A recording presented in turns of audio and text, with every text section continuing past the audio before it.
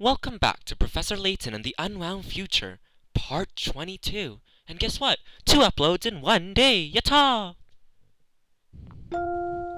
Our story so far. Flora, Chelmy, and Barton trail Layton and Luke all the way to the future. With Flora in tow. Strange wording there, but anyways, with Flora in tow, Luke and Layton return to the streets of future London in search of future Luke. Okay, so our main goal now is to meet Shipley at the restaurant. But guess what? I don't want to go meet Shipley at the restaurant now. I'm gonna take a detour. So let's walk down. And walk down. And oh look! The broken car is missing. And let's go to talk. I forget her name. Oh, hello again, you two. Are you enjoying your visit to the big city? My visit here? I'll have to know. I'll have you know I was born in this city. Sure you were, whatever you say. Blah blah blah, I don't care where you were born. But look, picky moviegoers were 30 pie carats. 6 moviegoers need to be seated in the theater, and it's your job to find an arrangement that will satisfy all their requirements. A says, I refuse to sit next to, behind, or in front of C. B says, I can't stand in the front row. C. I don't like the left or right seats. and D says, I hate the back row and the left side. and E says, I prefer being on the right side. And F says, anything but the front or left seats. These are really, really picky moviegoers. But okay. Since A can't sit next to, behind, or in front of C, let's put A here and C here. Because C doesn't like the left or right seats. And, you know, he's in the middle now. And D doesn't like the back row or the left side, which is already covered. So let's put him in the middle there. And then F, anything but the left front or left seat. So that leaves him sitting beside C. And B says, I can't stand in the front row, so behind A. And then E goes there.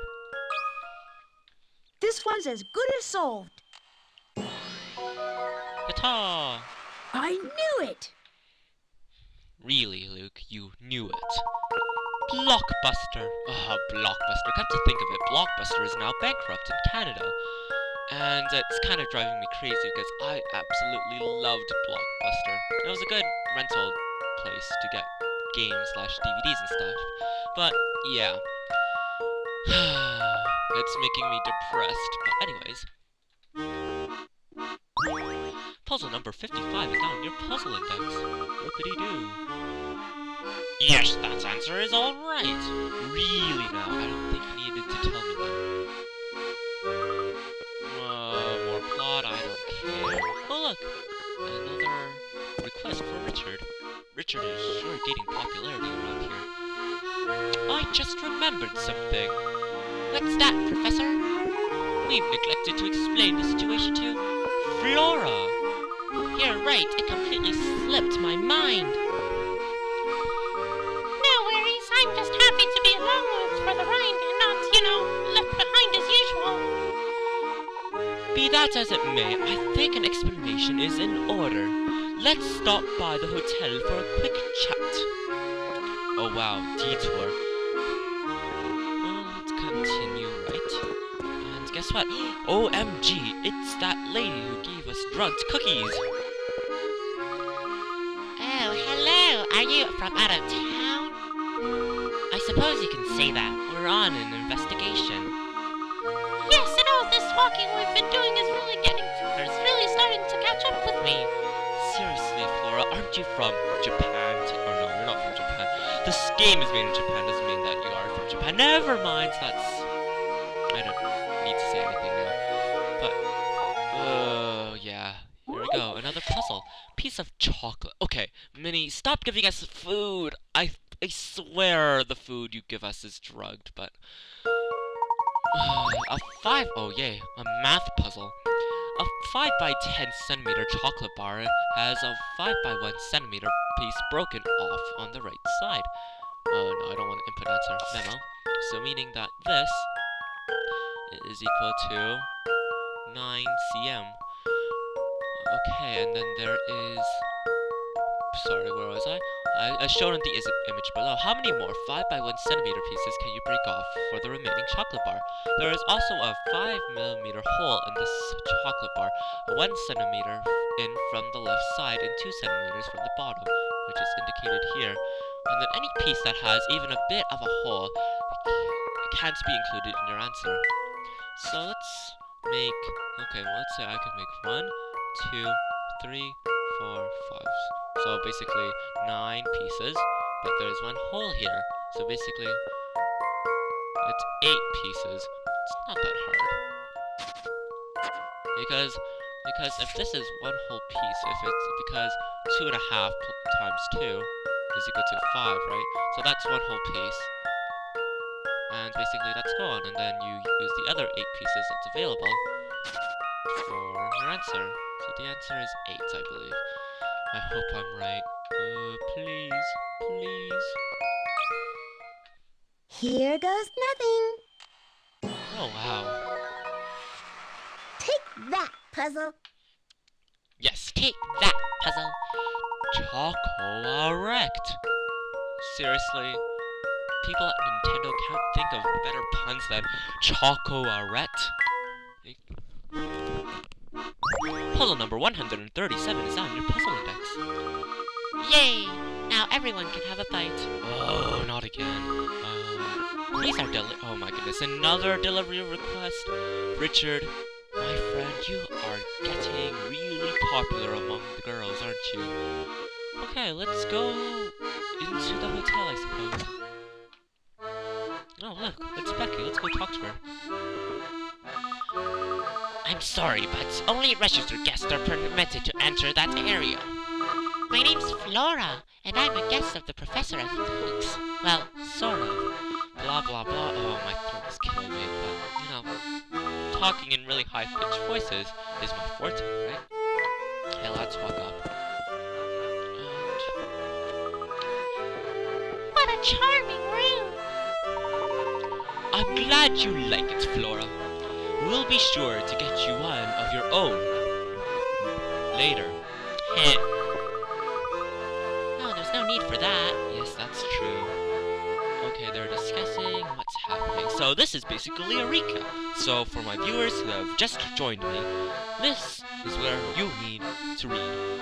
Or listen to what I'm saying. Anyways, make no mistake, this city is a far more dangerous place than our London.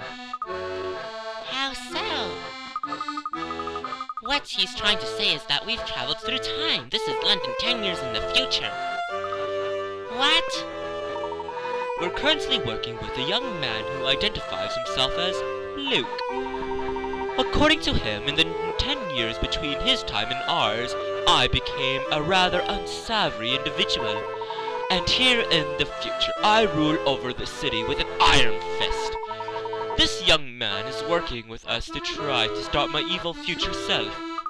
Wow, that's awfully complicated. Did you follow all of it? Yes, I think so. Can you imagine the professor as a crime boss? It's something I've just got to see. Oh, I just thought of something. What's up?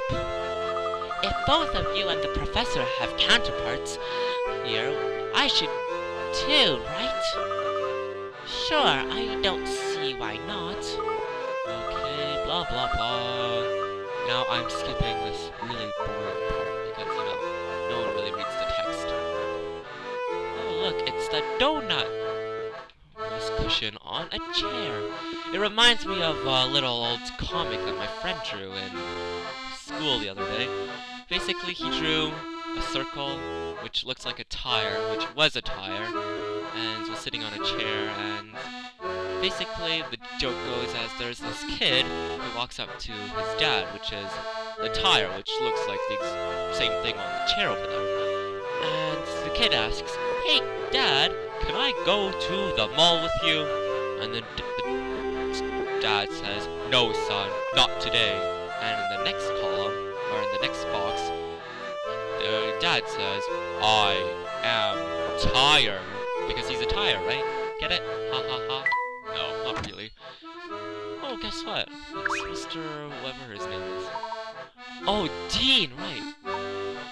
And guess what? They're just gonna do some chit-chat. Ah, yes, I thought something was different about you. Some people say silver hair makes a man look distinguished, but I was partial to my brown hair.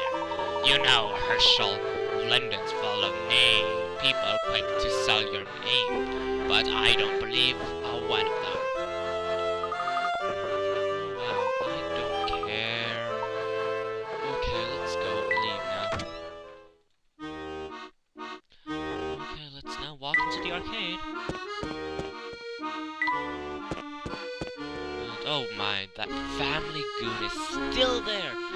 After, let's see, maybe even 10 episodes! He's still there! And I've been playing for the game for how long? 5 hours and 11 minutes, okay. Let's go. Oh, puzzle again. Puzzles are the only way. This puzzle is worth 20 picarats. The 5 numerical stamps shown below are designed to fill the 4 blank squares. Oh, whoops. So, basically, it's one of the same questions as before, except you need 2 stamps to figure out the equation. So, what times what plus what is equal to what? So, let's see, maybe if we try 3 plus 3 plus 3 is equal to 9, right? And guess what? 6 upside down is equal to 9. So the answer should just be 3 and 6. How about this?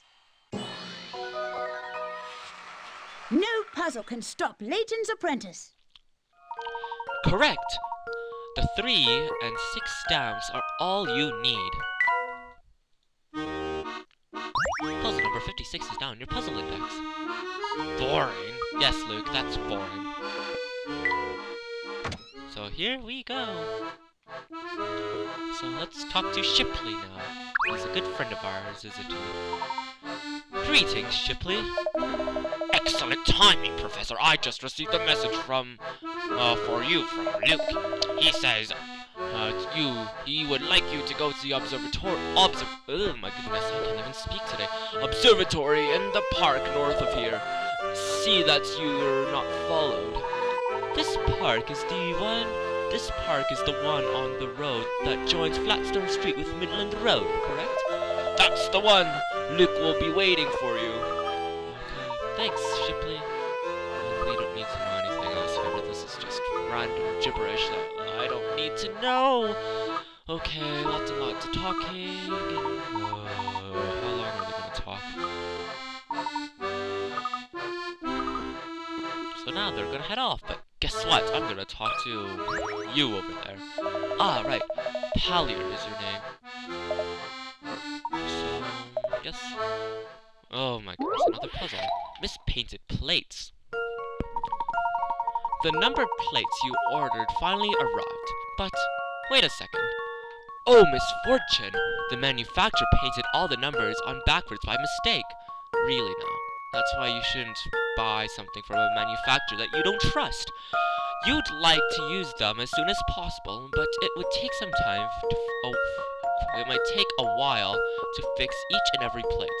To save time, the manufacturer would like you to do with the plates that you can and use the ones that you can't. So basically, what plates are able to be used and aren't.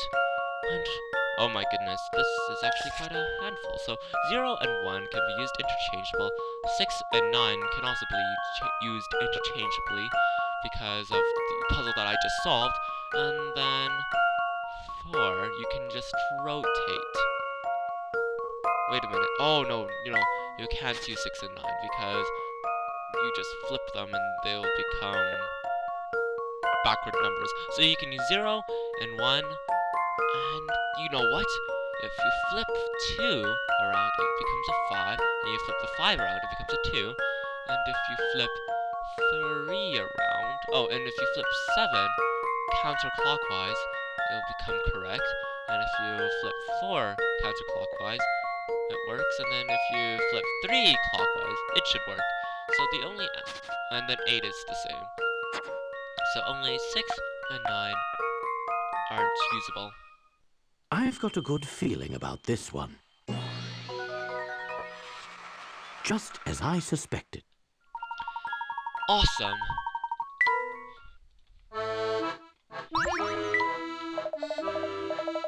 Boring. You got a milk bottle sticker for picture book number 2. I wonder what milk that's from. Maybe papaya milk. You know what? I love papaya milk, but that's another story again. Richard got the delivery request. Taylor's Tomato Supreme.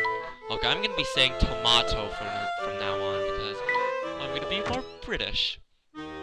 So I'm gonna leave the restaurant, walk up, and let's go talk with, oh my goodness, Inspector Chelmy.